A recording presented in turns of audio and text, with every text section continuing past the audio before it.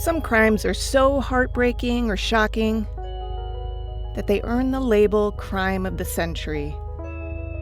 But the stories that made headlines in decades past aren't necessarily remembered today.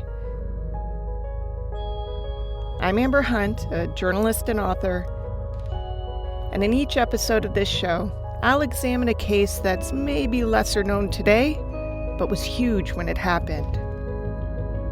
This is Crimes of the Centuries.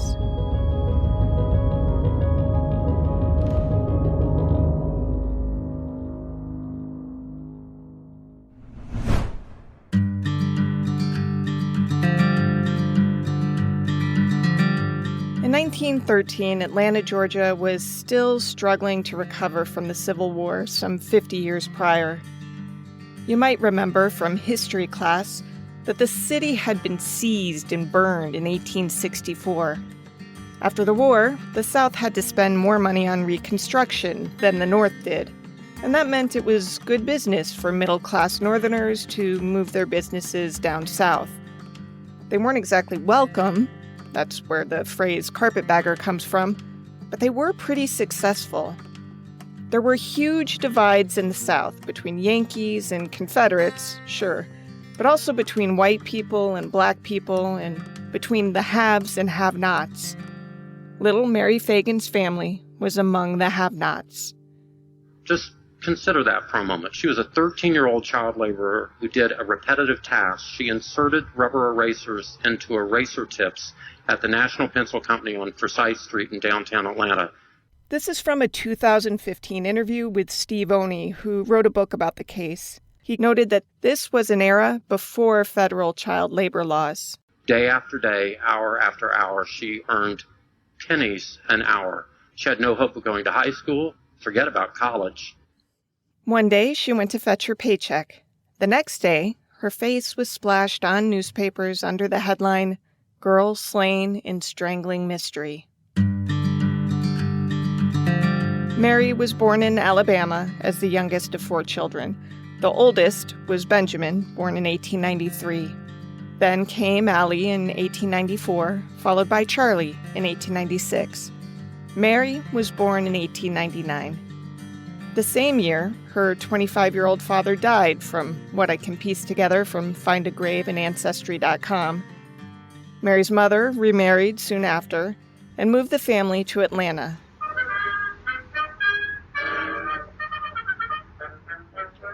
April 26, 1913, promised to be an exciting day in Atlanta. A parade was planned to celebrate Confederate Memorial Day, which is different than the National Memorial Day most of us know.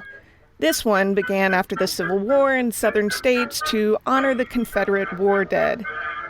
Apparently, it's still celebrated to this day in Alabama, Georgia, Florida, plus some other southern states. The Atlanta Constitution ran a brief that described the kind of fanfare expected. Quote, "The members of Allen Turner Chapter UDC are planning an interesting and appropriate program to be carried out on Confederate Memorial Day. There will be included in the program 1 or 2 addresses for the occasion. The local chapter has been organized only a short time, and there is much enthusiasm being manifested in its work here, as well as in the program for the 26th. End quote. Mary ate her usual breakfast of cabbage and bread and hopped on the streetcar to go to work so she could collect her pay. Her boss was a man named Leo Frank, who was in his office when she arrived. He gave her the $1.20 she was owed, and according to him, that's the last time he saw her. What happened next is, as with many murder cases, in dispute. What's known is what's printed in newspapers on April 28th.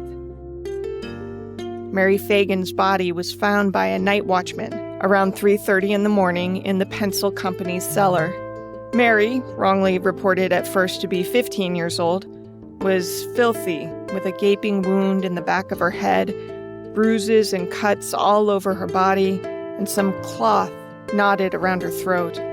Tied to the cloth was a short piece of rope, which police believed had been used to lower a body into the basement through a small hole in the floor above. Physicians were called to the scene, who declared it death by strangulation. There were 2 odd notes left at the scene that seemed to be scrawled on scrap paper. One of the notes read, "Ma'am, that Negro hire down here did this. I went to make water, and he pushed me down that hole. A long, tall Negro black, that who it was. Long, slim, tall Negro. I write while play with me." That was Oni, the author, reading again. At first it seemed feasible that the death note was written by Mary because the floor around her was littered with pencils that also seemed to have fallen from that small hole above. But Mary's stepfather said the handwriting didn't match. Mary wasn't a highly educated girl at 13, but she had attended some schooling, and this writing was too simplistic to be hers. Police immediately went about collecting clues.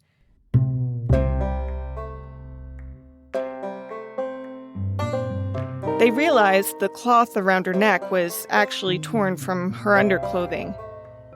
They found a lead pipe near her body, which they thought might have been used to beat her. Police canvassed the area for witnesses and interviewed a night watchman who had been working in a nearby building. He said he'd heard a woman scream shortly after midnight, but because the day had been so raucous with a parade and partiers, he didn't investigate it. The worker who found Mary was a guy named Newt Lee. He, of course, was immediately suspected. He was a black man, or as the newspapers of the time preferred, Negro, which they seriously said on first reference as though his race remotely mattered in reporting that he found a dead girl. It would turn out that race would play a huge role in this case, though that's sort of a chicken or the egg thing.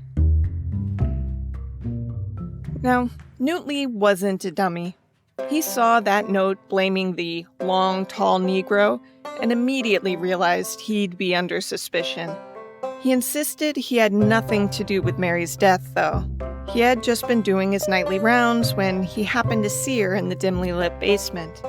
Police arrested him under the blanket charge of suspicion, not a crime you hear invoked anymore. But they did seem to keep an open mind. Some witnesses told them that they spotted Mary around 12:30 in the morning, so 3 hours before her body was found, with a man named Arthur Mullinax. Though newspaper reports didn't see fit to specify his race, as they did with some others, I'll mention that he was white. He, too, was arrested on a charge of suspicion. The story of Mary's death was huge. Going through the archives, I see it reported in newspapers in Alabama, Tennessee, Louisiana, North Carolina, Kansas, Ohio, Indiana, New York. This was national news. The story of Mary Phagan. At age 10, she left school to work. At age 13, at her workplace, she was found dead. This is a young woman who had a very hard life, and to be murdered in such a brutal way really captivated the nation. There wasn't TV news coverage back then, but I'll use some more modern reporting throughout this episode to help tell the story. Even before any newspaper had produced an image of her with big, innocent eyes and a girlish bow in her hair, people were drawn to her tale.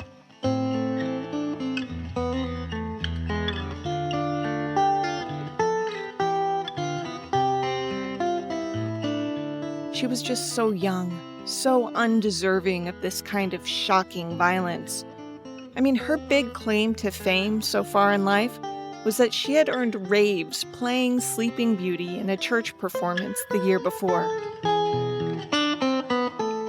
She became something of a symbol, and the newspapers couldn't get enough. Here's Oni again.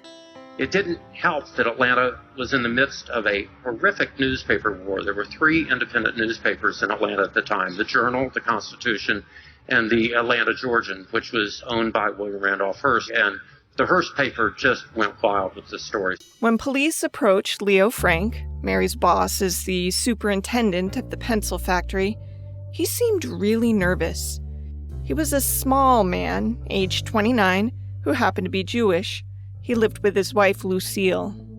Leo Frank was a quiet, rational, extremely well-educated mechanical engineer, graduated from Cornell University. He was one of those overachievers with lots of extracurricular interests: chess, photography, poker, tennis. Police didn't immediately read his nerves as guilt, but they noted it. They filed it away. Frank told them he had seen Mary only for that brief moment when she had requested her pay. He had no idea what happened after that, he said. He was a really dry guy, pretty analytical, and the nerves matched with the detachment. Well, police noted that too. Arthur Mullinex, one of the first suspects, was the streetcar driver who regularly drove Mary to work. He was 28 and supposedly a bit of a flirt. Mary was described as a bit mature for her age, but she was still 13, almost 14. Newt Lee, the man who had found her body, had no alibi because he in fact was at the factory doing his job. That means he was at the scene of the crime, but the notes found near Mary's body seemed at odds with Newt being guilty. I mean, it's one thing to report finding a body when you're the killer.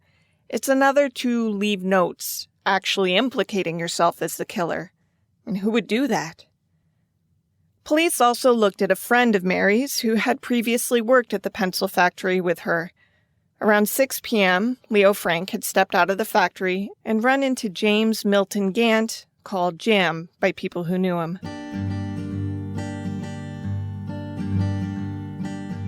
Gant had first met Mary about 10 years prior when she was 4 years old. Her mother was still known as Mrs. Phagan rather than Mrs. Coleman.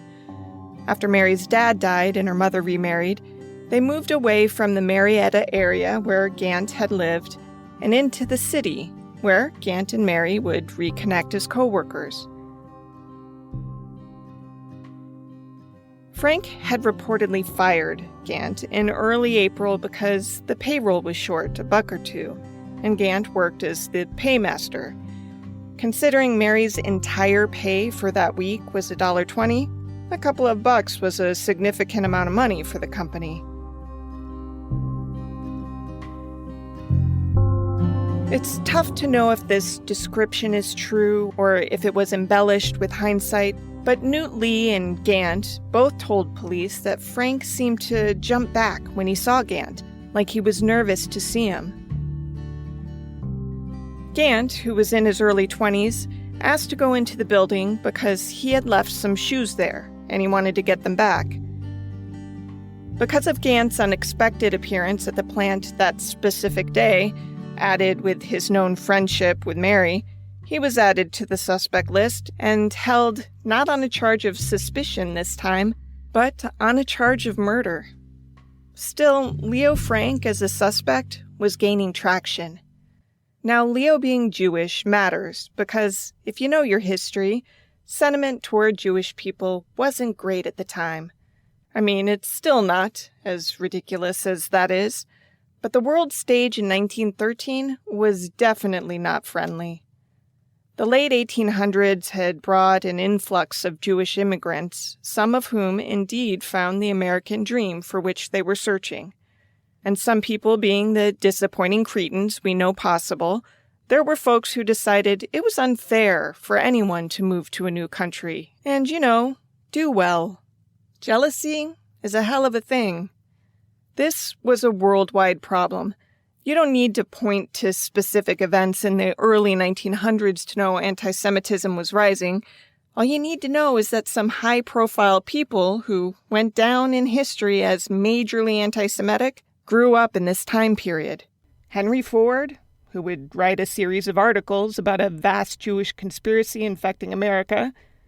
Madison Grant, the eugenicist author of The Passing of the Great Race.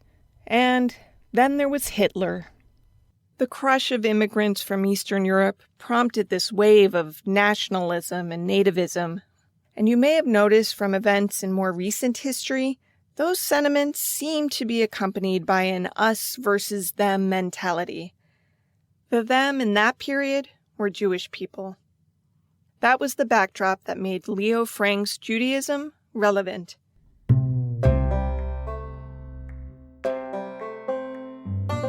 So early on, newspapers had floated 4 people of interest awfully quickly: Mullinax, Lee, Gant, and Frank.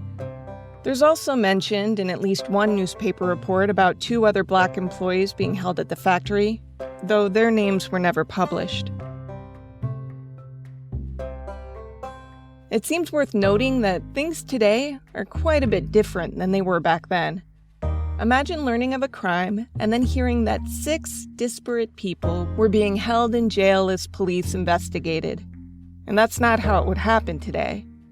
Yes, you can hold somebody for 48 hours without charging them, but holding 6 different people who weren't suspected of working together, well, the defense would have a field day pointing to alternate suspects.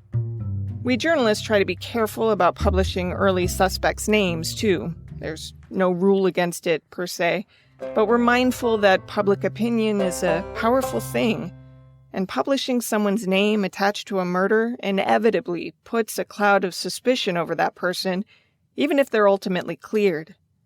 That's not to say all journalism was irresponsible at the time. In fact, on May 2nd, 1913, not 2 weeks after Mary's death, the Atlanta Constitution ran a story that, in hindsight, is heartbreakingly noteworthy. It was titled, "Keep an Open Mind," and it began, quote, "Notwithstanding all that has happened since the finding of the murdered body of Mary Phagan, nothing has yet developed that in any way fixes the crime on any individual. Several arrests have been made, and in the excitement incident to the affair, suspicion has been directed from one person to another as the kaleidoscope has turned on the investigation, all of which goes to show that the public is often constrained to reach hasty and frequently unwarranted conclusions. It is certain that all of the parties against whom suspicion has, in one way or another, been directed, cannot be guilty." End quote. The piece goes on to say that the verdict, whatever that may ultimately be, must come in an orderly and legal way. Quote, "Nothing can be more unjust nor more repugnant to the popular sense of justice than to convict, even by hearsay, an innocent man." End quote. But that was just one of at least 3 major newspapers covering the case, and not all were promoting a wait-and-see approach. The Atlanta Georgian was the type of sensationalistic rag that ran a morgue photo of Phagan, in which they spliced the dead girl's head onto the body of another girl. According to a 2004 book written by Steve Oney, a few days after the murder, they ran a headline that read, "Police had the strangler." Not only that, but the Georgian, a newspaper that helped incite a race riot 7 years before Mary was killed, paid to provide a lawyer to one of the suspects in the case. You might not love all current newspaper coverage, but at least doing that would cause a scandal nowadays, and it would probably help lead to a mistrial. As police waded through the suspects, they began to whittle down the list. Let's look at Arthur first. He was said to flirt with Mary, and he definitely had a type. He was nearly 30, but seemed to gravitate toward teenage girls. In fact, it was eventually just such a girl who provided him an alibi. A 16-year-old girl named Pearl Robeson said Arthur couldn't have killed Mary because the 2 of them went to supper in the theater, and when they parted, he went straight home. Gant was eliminated as well because of a solid alibi, though the details of that one weren't published. Once the list was whittled to 3 black men and 1 Jewish man, concerns began to grow about mob justice. "Militia may be needed," ran a Wire headline. "Mob may attempt to avenge murder of Atlanta girl." That story ran May 2nd, 1913. What wasn't reported that day was something that had happened the day before.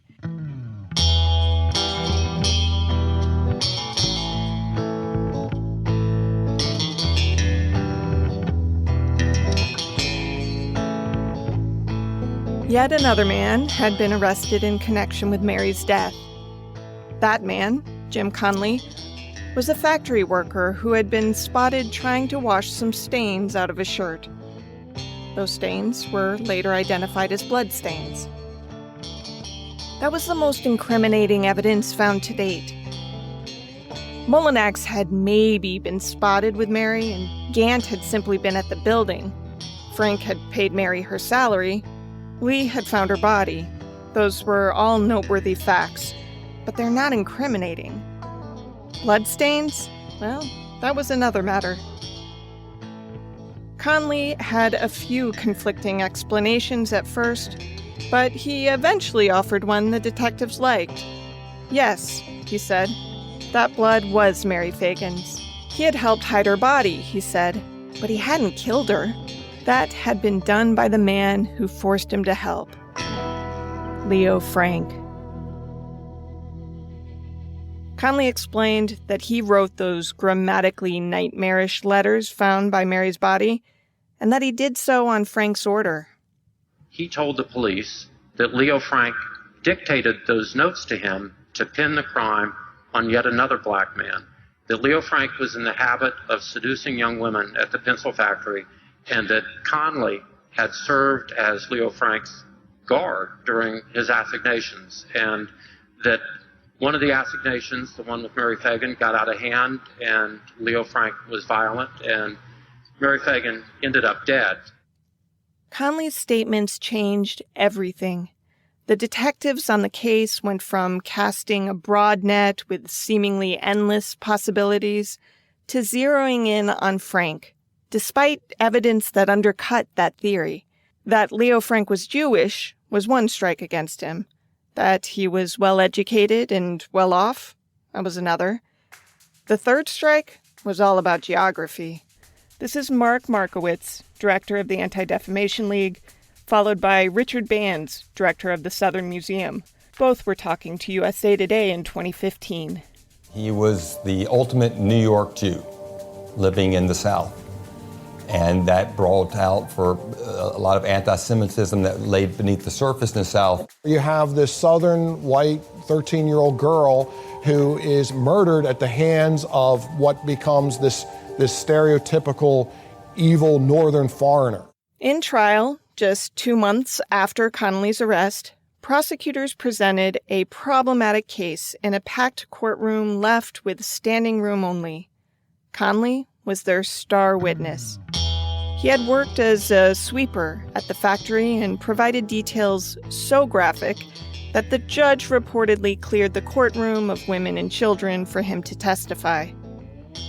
According to Conley, Frank was this sexual deviant who preyed on girls. In essence, Conley said Frank had chosen him to be his wingman and lookout and routinely invited young women up into his office where he entertained them. The morning of April 26th, Frank set his sights on Mary for a quote-unquote chat. Conley agreed to keep watch, and then a little while later heard Frank whistle for him to come into his office. Conley said Frank was unhinged when he walked in, visibly nervous. He was so shaken, in fact, that he physically leaned on Conley to stand upright.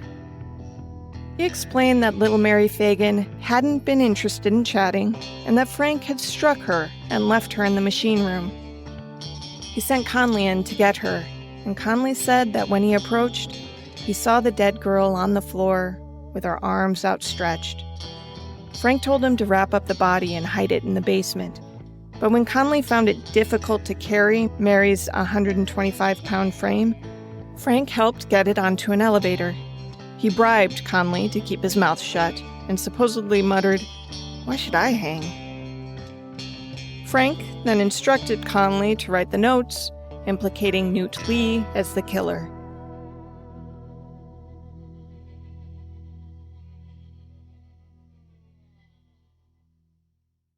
Jim Conley's testimony against Leo Frank would be quite damning if there were solid corroboration for it, but there wasn't.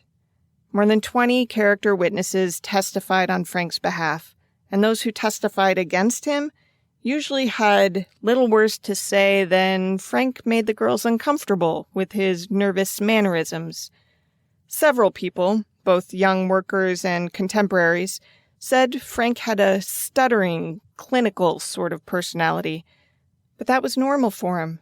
He wasn't excessively nervous the day Mary died, most of them said. He was just being himself. Prosecutors accused those of testifying as such of lying or being bribed by Frank. This is a good example of why we need lawyers. This is former Georgia Governor Roy Barnes, who's become convinced over the years that Frank was innocent. Lawyers stand up or should stand up against passion and prejudice. And there were some good lawyers in this case, but unfortunately they did not control the mob. Those who testified that Frank seemed guilty almost universally had something to gain from his conviction, most notably Newt Lee, who at this point was second in the line of suspects.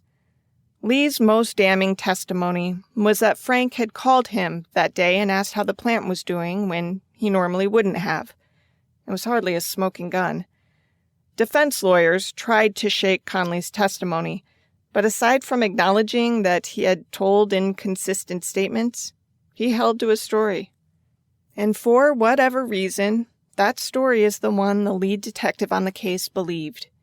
So even though the holes in it would allow enough sunshine through to kill a vampire, it's one of those backed by police and given the benefit of the doubt by those who trusted the law. Frank testified on his own behalf, and it likely hurt his case beyond repair. He was such a smart man, so matter-of-fact. He spent a big chunk of time talking about the work that he'd been doing that Saturday. Complicated, boring work involving finances and orders and stuff the jury just didn't understand or care for. He described Mary coming into his office and asking for pay, but he said he didn't really know the girl. She had to tell him her employee number, after which he took her pay from the cash box, slid it into an envelope, on the outside of which he wrote her employee number. Mary apparently paused before she left and asked if the medal for her department had arrived yet. Frank said no. And she left. Pressed on why he seemed so nervous when police told him of the death early the next morning, Frank said the explanation was simple. He'd been yanked from bed and shown Mary's body at the morgue, he testified. Quote, "Gentlemen, I was nervous. I was completely unstrung. Imagine yourself called from sound slumber in the early hours of the morning, whisked through the chill morning air without breakfast to go into that undertaking establishment, have the light suddenly flashed on a scene like that. To see that little girl on the dawn of womanhood so cruelly murdered, it was a scene that would have melted stone. Is it any wonder I was nervous?" End quote.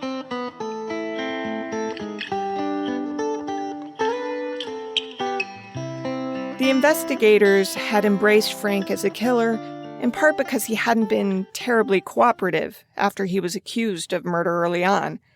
He said they had tried to get Newt Lee to confess, which he said they did by putting words into the man's mouth that Frank knew weren't true. When Lee didn't implicate himself, they tried to convince him to implicate Frank, the superintendent testified. Later, after Jim Conley implicated Frank, police tried to get him and Frank to meet up to see if the two of them discussing what had happened that night might clear up some inconsistencies in Conley's story. Frank said no way. Not only did that sound like a bad idea, period, but the cops tried to arrange it when his lawyer wasn't around. The cops interpreted that refusal as a sign of guilt. Why would an innocent man not want to clear the record? Frank said he only refused because he didn't want things to get twisted. He testified, quote, "I knew there was not a word that I could have uttered that they would not deform and distort and use against me," end quote. The Fulton County Courthouse was on Marietta Street at the time. Governor Barnes again. There's no air conditioning, so the windows would be open, and there was a mob down below, and somebody would sit in the window and tell what the testimony was, and the mob would either groan or cheer. It's reported that when the jurors would walk up the street to go to the trial lasted a month, that the mob would scream, "Hang the Jew or we'll hang you." The mob had power. The evidence presented was objectively weak, but it was enough for the jury. Leo Frank was convicted of killing Mary Phagan and sentenced to death on August 26, 1913. He was to be hanged. Back in the last century, just as today, the American judicial system featured a robust and complicated appeal system, which Frank put to use. The case was appealed 5 times. Frank was convicted. Jury was out for a day. Evidence that had been a 5-week trial, the then longest in Georgia history. The man speaking just then was Tom Watson Brown in an oral history. In April 1914, Frank's lawyers appealed the hanging that was scheduled for later that month. The county court denied the request. Frank's lawyers appealed the ruling to the Georgia Supreme Court. The state's high court affirmed the trial. Frank's lawyers then appealed to the Federal District Court of North Georgia. Denied again. Finally, Frank's lawyers appealed to the U.S. Supreme Court and got another denial. At this point, Frank's execution was set for June 1915. 3 weeks before it was scheduled, Frank's lawyers filed an appeal for clemency with the Georgia Prison Commission, hoping to have his death sentence commuted. That appeal was, surprise, denied. But finally, at long last, someone sided with Frank. On June 20th, 1915, just 2 days before the scheduled hanging, Georgia Governor John Slayton announced he had pored over the files, devoured the transcripts, and reviewed all of the evidence, and he was convinced Frank was innocent. In his last day in office, Slayton commuted the sentence from death to life in prison. Governor Barnes again. There's a great quote from Jack Slayton, Governor Slayton's wife, Sally, as they called her. He came home and said, I'm going to commute Leo Frank, but I don't know what effect it'll have on us. And she said, I would rather be the widow of a brave man than the wife of a coward. Slayton had the encouragement of some unlikely players, like Ellis Rowan, the judge who had presided over the case, who said he had serious doubts about Frank's guilt, and Jim Conley's attorney, William Smith, who had actually come to believe Conley was the killer. But even though Slayton believed Frank was innocent, he didn't upend the system altogether. He simply took death off the table. He wanted to see the man live and have a chance to clear his name. As such, he ordered Frank to be moved from a prison in Fulton County to another in Milledgeville in hopes of avoiding a lynch mob attack. On July 18, 1915, a prisoner named J. William Cream slashed Frank's throat in an attempt to kill him. Lucky for Frank, 2 prisoners nearby happened to be doctors who stopped the bleeding and saved his life.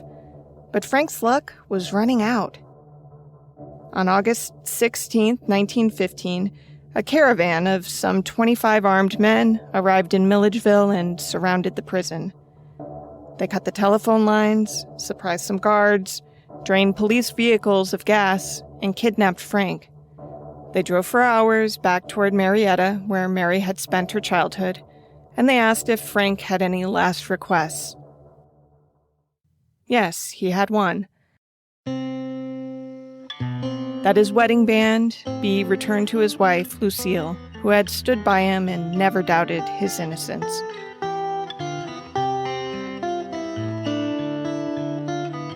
The mob then wrapped a rope around Frank's neck and hanged him from a tree. When word spread about the hanging, crowds arrived to gawk at the corpse. Photographs were taken of this slight man, his head dangling back in an unnatural way, his hands still cuffed in front of him. The people who killed him posed with his body. One of the pictures was turned into a souvenir postcard.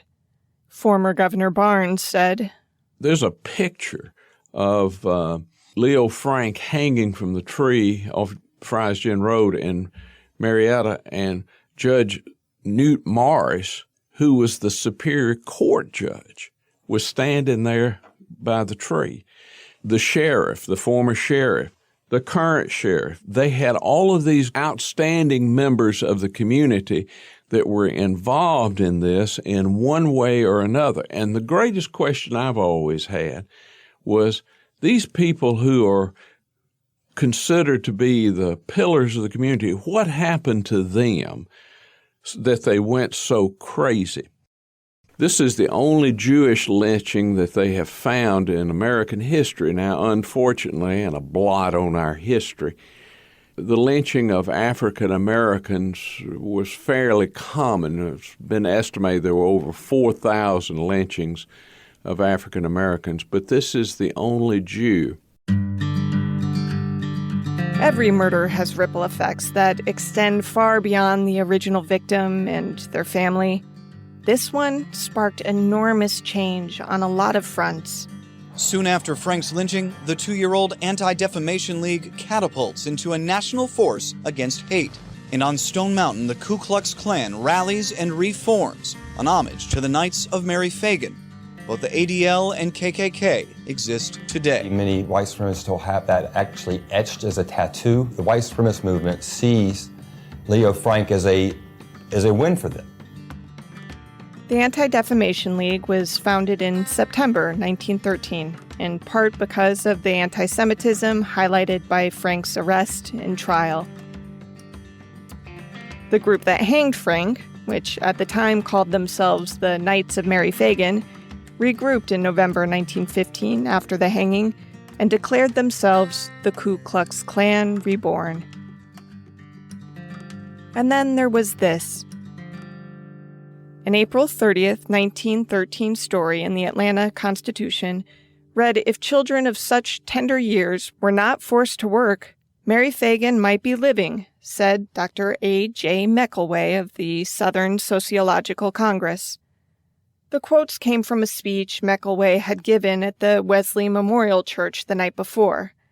He had said, quote, "Think of the heavy toll which she undergoes and the physical conditions under which she labors. Why is it that such is allowed in our fair land? The Sociological Congress must do its share of enlightenment. It has shown these evils to the world." End quote. In 1916, Congress passed some of the first child labor laws.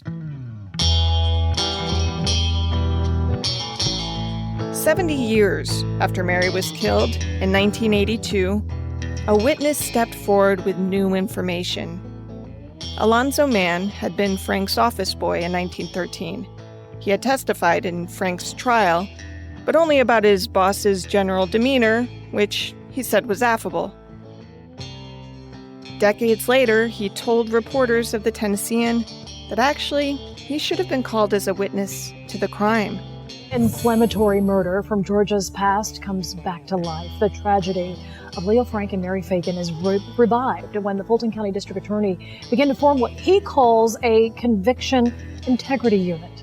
Alonzo Mann said he had seen Jim Conley alone shortly after noon carrying Mary's body through the factory lobby toward a ladder that led to the basement. He took a lie detector test and passed for what that's worth. This is the theory most historians believe, that Jim Conley was the killer and that he had pinned it on Leo Frank. If you're curious why Conley got the benefit of the doubt when Frank didn't, it boils down to hard feelings after the Civil War. Conley might have been black and back then denied all kinds of rights thanks to Jim Crow laws, but he was still a Southerner. Frank was a hoity-toity Northerner. Nowadays, he'd be labeled a snobby elite, And even worse, because people were still reeling from the war. And thanks both to anti-Semitism and a powerful post-war hatred of Northerners, people believed Conley. Alonzo Mann said he never stepped forward because Conley had threatened him, and because he had told his parents about what he had seen, and they insisted he forget it and not get involved. So he didn't. Leo Frank is a relic of the past that still looms over the future. The Leo Frank lynching certainly shaped our city, it shaped our region, and it frankly reshaped the nation. Jim Conley served just 1 year in jail for being an accomplice after the fact in the slaying. Though there's no official record of his death, it's believed he lived at least another 40 years. It should be a reminder that you can't let passion and prejudice overcome common sense and human decency. And if there's ever a time that that lesson needs to be taught in our nation, I think it is now. The state of Georgia never granted Frank a full pardon in Mary's death. But in 1986, officials at least recognized that the state had failed to protect him, and thus stole his chance to continue fighting to clear his name. The Pardon and Parole Board did that on procedural basis, that he was not afforded a fair trial. And I think that the evidence is more than sufficient to show that he did not commit the crime. And not only that it was based on what I consider to be the flimsiest of evidence. No one was ever charged in Leo Frank's lynching. She left her home at 7. She kissed her mother goodbye. Not one time did the poor child think that she was going to die. Then a villain met her with a brutal heart, we know. He smiled and said to Mary, "You'll go home no more." Thanks for listening. Most of my sources were newspaper articles from the time of the trial, except where noted. Audio came from interviews with Steve Oney and from programs aired on Georgia Public Broadcasting. I also used trial transcripts compiled via the University of Missouri, Kansas City School of Law, the Encyclopedia Britannica, and GeorgiaInfo.com, as well as the online almanac affiliated with the University of Georgia. I didn't use stuff that came from one source alone, and I would like to note that, oh my God, are there some crazy conspiracy theories online about this case, some of which is cleverly disguised. So as a general rule, I avoided sources that included phrases such as organized Jews and Jewish occupation. Crimes of the Centuries is a production of the Obsessed Network. To learn more about its shows, go to obsessednetwork.com. This episode was researched by me, Amber Hunt, with production assistance from Phil Didion. Original music is by Bruce Hunt and Andrew Higley. Other music comes from Blue Dot Sessions. If you like us, help us out by rating and reviewing us on Apple Podcasts. For more information or to recommend a case, go to centuriespod.com. On Instagram and Twitter, we're at CenturiesPod. And check out the Crimes of the Centuries podcast Facebook page.